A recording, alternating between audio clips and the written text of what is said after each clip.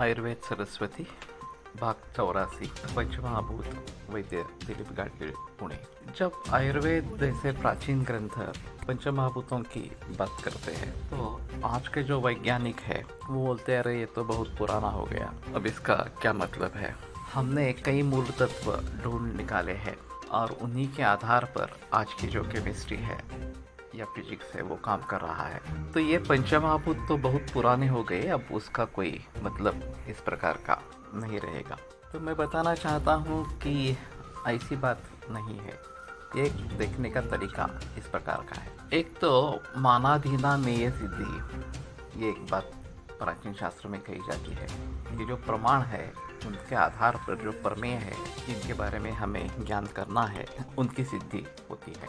तो ये प्रमाण कौन से है इसके बारे में काफ़ी बहस प्राचीन शास्त्रों में भी है, आज के शास्त्रों में भी चलती रहती है कि जिनके द्वारा हमें सच्चा ज्ञान इस प्रकार का होता है, यथार्थ ज्ञान होता है, उनको प्रमाण कहते हैं। प्रमाकरण प्रमाणम इस प्रकार से। और ये जो प्रमा का साधन जिसको प्रमाण कहा जाता है उसमें प्रत्यक्ष के बारे में किसी को संदेह इस प्रकार का नहीं है कि हमारी 5 ज्ञानेंद्रिय है और उस 5 ज्ञानेंद्रियों द्वारा हमें ज्ञान होता रहता है। जैसे कि श्रोत्रेंद्रिय से शब्द या ध्वनि का ज्ञान इस प्रकार का होता है, आकाश महाभूत उसके पीछे है।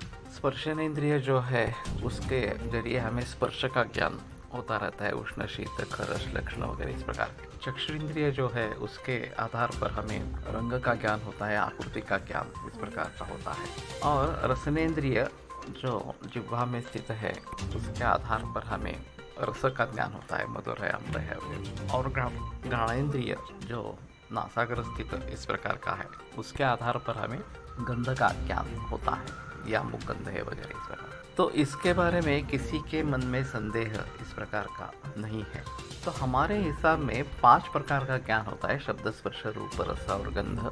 और ये जो 5 ज्ञान के विषय है हमारे जो गुण है इस प्रकार से, तो गुण तो अकेले नहीं रह सकते, उनके लिए कोई आधार होना चाहिए। और आधार उनको वो द्रव्य इस प्रकार से कहते हैं, यत्राश्रिता कर्म गुण कारणम समवायत तद्रव्य इस प्रकार। ये 5 गुणों के 5 विशेष आधार इस प्रकार से बताए गए हैं कि ये आकाश शब्द गुण का आधार है, स्पर्श वायु स्पर्श गुण का आधार है, रूप जो है उसका आधार तेज महाभूत है या अग्नि महाभूत है, और रस इस गुण का आधार जल महाभूत है, और गंध का आधार पृथ्वी महाभूत इस प्रकार का है। अब इसमें विभिन्न थ्योरी है कि ये सब अलग अलग मौजूद रहते हैं या एक दूसरे से उत्क्रांत होते रहते हैं। वैशेषिकों का यह कहना है कि इन 4 महाभूतों के परमाणु मौजूद रहते हैं, पृथ्वी जल तेज और वायु। आकाश का कोई परमाणु वगैरह इस प्रकार का नहीं है। और ये अलग अलग होते हैं और इन्हीं के आधार पर उन्होंने विशेष नाम का पदार्थ एक बताया है। तो सांख्य फिलॉसफी या वेदांत फिलॉसफी में ये महाभूत निर्माण होने वाले इस प्रकार के हैं। सांख्यों के अनुसार 5 तन्मात्राएं पहले बनती है तामस अहंकार से और उससे 5 महाभूतों की उत्पत्ति होती है। और वेदांती तो ब्रह्म तत्व ही मूल मानते हैं और उसी से आकाश आदि क्रम से महाभूत निर्माण हुए हैं ऐसा मानते हैं।